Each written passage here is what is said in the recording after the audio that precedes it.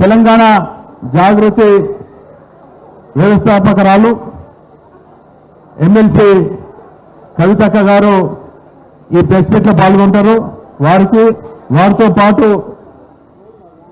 గౌరవ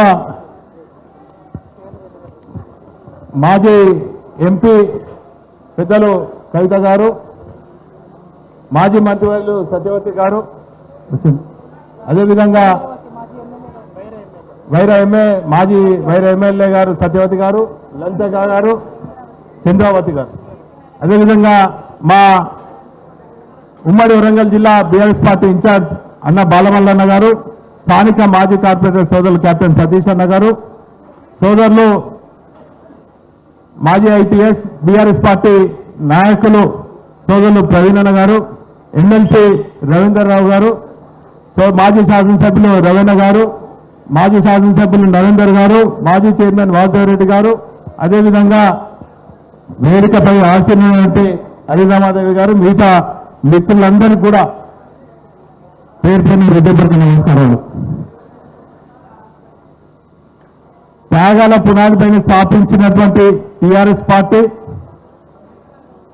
ఉద్యమ ప్రస్థానం 14 ఏళ్ల పాటు పూర్తి చేసుకొని ఉద్యమ నేతగా కేసీఆర్ గారు ప్రజల ఆకాంక్షను నెరవేర్చి అనంతరం ప్రజల ఆశీస్సులతోని ఒక ఏబుల్ అడ్మినిస్ట్రేటర్గా మన్సున్న మహారాజుగా 10 ఏళ్ల పాటు రాష్ట్ర ముఖ్యమంత్రిగా అంబేద్కర్ గారి ఆలోచన విధానంతో అనేక సంక్షేమ అభివృద్ధి కార్యక్రమం చేసి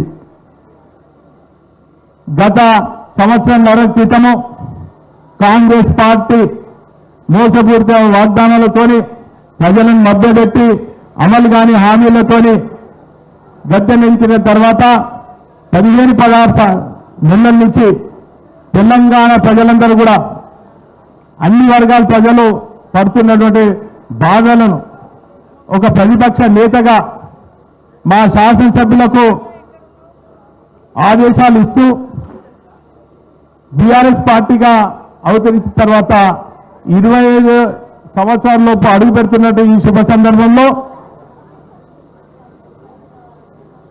రజతోత్సవ ఉత్సవాన్ని ఘనంగా వైభవంగా నిర్వహించాలని చెప్పి వారు ఆదేశిస్తే ఈ ప్రాంతం సెలెక్ట్ అయిన తర్వాత స్థానిక రైతులు, స్థానిక మాజీ శాసనసభ్యులు, మా ఉమ్మడి వరంగల్ జిల్లా నేతలు అందరూ కూడా కలిసికట్టుగా అనుకున్న సమయానికన్నా ఈ గ్రౌండ్ను 2 రోజుల ముందే అన్ని ఏర్పాట్లకు మరి పూర్తి చేసేదిగా మరి అన్ని కూడా కార్యక్రమాలు అవుతున్నాయి. ఈ కార్యక్రమాలన్నిటిని కూడా పర్యవేక్షించడానికి రాష్ట్రం నుంచి బీఆర్ఎస్ పార్టీ నాయకులు తమకు నిర్దేశించిన స్థలాలను చూసుకోవడం కాకుండా నిన్న మా వర్కింగ్ ప్రెసిడెంట్ రామన్న గారు వచ్చి ఇంకా కొన్ని సూచనలు ఇవ్వడం జరిగింది. మరి ఈరోజు మహిళల కోసము ప్రత్యేకంగా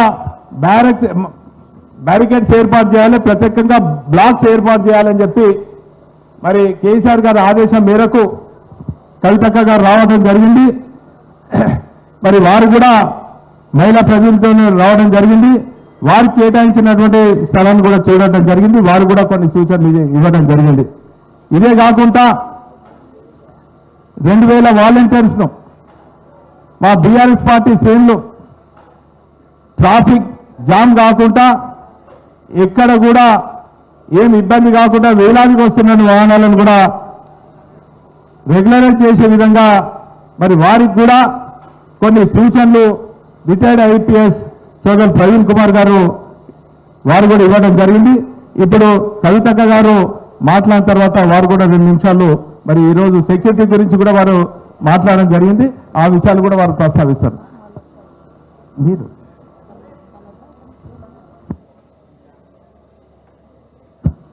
కవితక్క గారు మాట్లాడతారు.